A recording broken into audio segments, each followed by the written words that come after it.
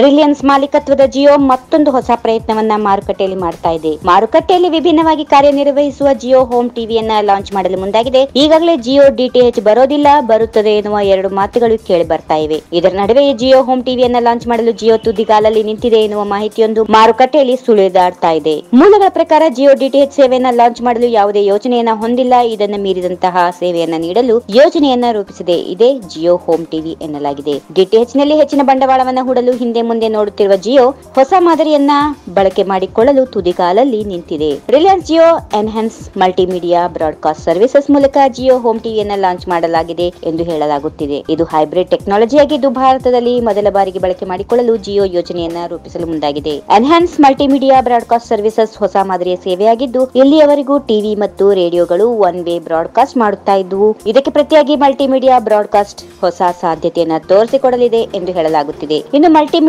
Broadcast ಸೇವೆ telecom ಸಿಗ್ನಲ್ಗಳ ಮೂಲಕವೇ ಪಡೆಯಬಹುದಾಗಿದೆ. ಇದಕ್ಕಾಗಿ ಇಂಟರ್ನೆಟ್ ಸೇವೆಯೂ ಬೇಕಾಗಿಲ್ಲ ಮತ್ತು ಡಿಟಿಎಚ್ ಕೇಬಲ್ ಅವಶ್ಯಕತೆಯೂ ಇಲ್ಲ.